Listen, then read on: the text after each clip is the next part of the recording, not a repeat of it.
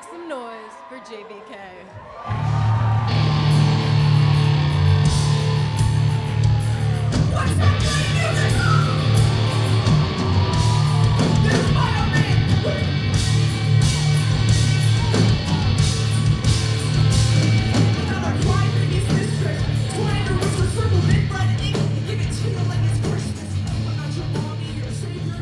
So in a nightclub, there's only one room. At a festival, there's always something going on. We don't want the energy to fall.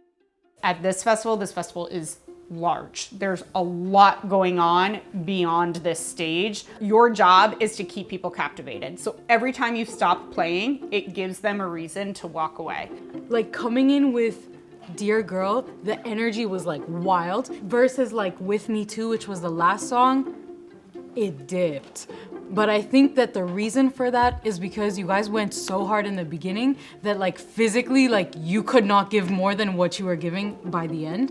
I think, Joe, you're in general, like you're really natural with like your talking points and everything. And I think that makes it less of like a performance, but like you're actually artists on stage. And I think that's like what we like to see as audiences.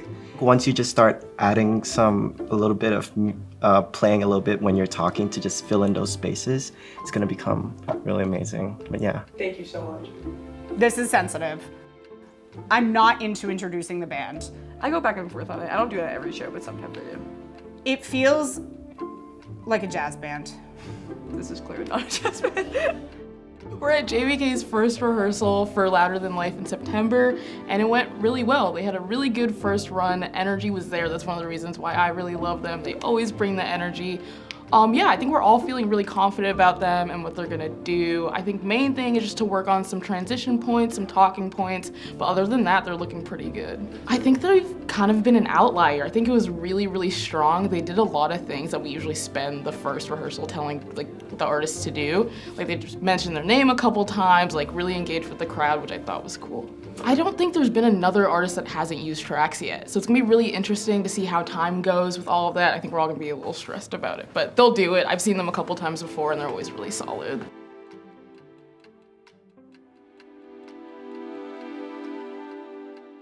Oh my gosh, it's so exciting, it's a little interview. Okay, I am JVK and we are JVK and we are getting ready to play Louder Than Life this Sunday. I'm getting very excited for it. Got our dress rehearsal all ready to go.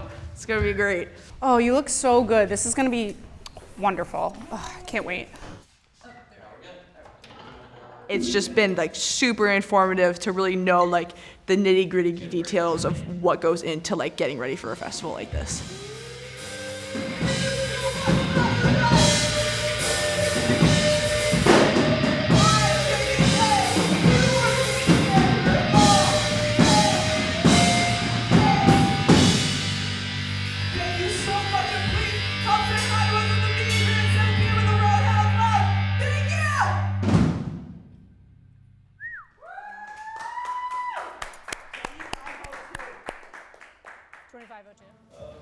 How do you guys feel about vamping that last part, or maybe not even vamping, or just continuing to play for a duration of time? And Joe, you walk out first, you guys finish, and then you guys walk off. Oh, I kind of like that. Because I feel as if like the walk off y'all just did, it was a little bit of like gap in like energy where it's a little awkward.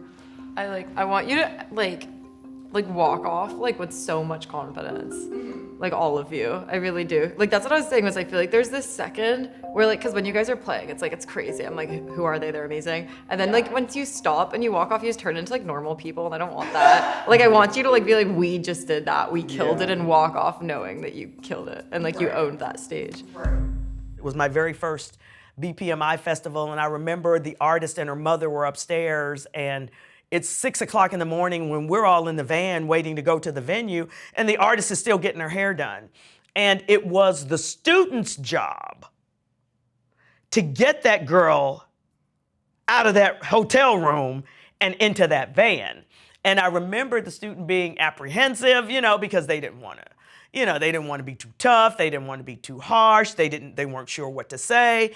And I just remember having a conversation with a student saying, the only person who is responsible for getting them there to hear is you.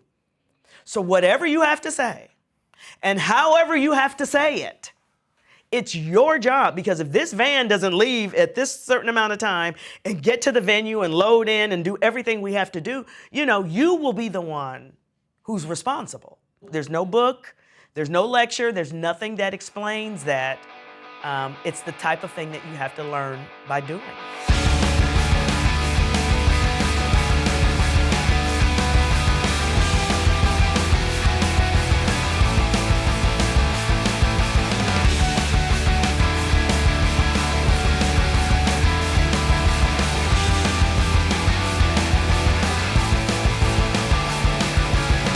I feel like every time you pan the camera to me, I'm just like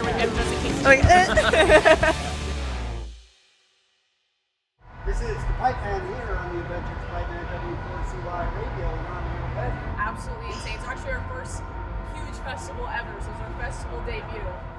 JVK was so fun to work with. Jalen is the tour manager, Billy was production manager, and I was there doing press and media. Before their set, we went over to the press and media tent, and I had worked with Tori Donahue at Berklee to book a couple, press, radio interviews with them. I think we had 2 or 3 locked down. So I was just running around trying to get anyone I could to agree to talk to JVK. And then I saw Spin Mag was there, and I got super determined. I was like, well, I may as well try to make this happen. So I think I asked a couple people there, and all of them were not interested. But then I saw this guy who looked really important at the bar, and I just felt like he was the right person to ask. So I kind of went and I did a little pitch to him about JVK, and he said, okay, well, can you guys be here at this time? And I think he was the creative director for Spin Mag, so got along with him really well. And then he said, yeah, can they be there right after their set?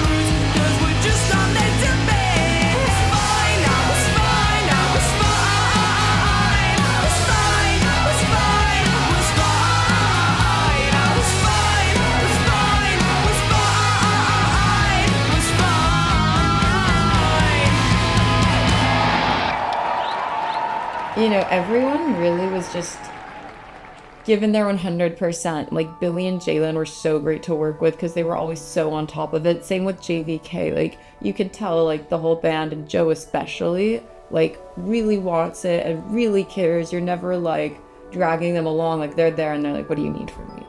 Yes. How was the Crushes set today? It was amazing. It was everything I dreamed of, everything I expected it to be. So incredible. This is our festival debut, so the fact that we get to do such an amazing festival and then get interviewed by Spin Magazine, that doesn't just happen every day, it's amazing. Well, you guys have obviously worked so hard. I think it was incredible especially, I was so nervous before. I was just like freaking out, but I was like letting the adrenaline, I was just like trying to use my adrenaline to get me to like just run up on stage and just go crazy and just go up there. And like, especially looking out of the crowd, because there was about 300, close to 400 people there. It was a lot. But it was really, really cool, and it was so nice to hang out and talk to everyone after. I ran out, gave people high fives, gave people shirts, and everyone was so happy. I would 1,000,000% recommend this program to anyone. Giving smaller artists and artists that work so hard throughout the school and just in general the chance to play on a stage like that with a lineup like that is so incredible. But then the fact that they grow you as musicians, they take the time to sit with you, they care about you, they really care about everything that you're doing and how to make it 1,000,000 times better. It's just really, it's something that you just don't get every day, but it's all things that I will now take with me for the rest of my performing career, that I'm always gonna remember, keep in the back of my mind.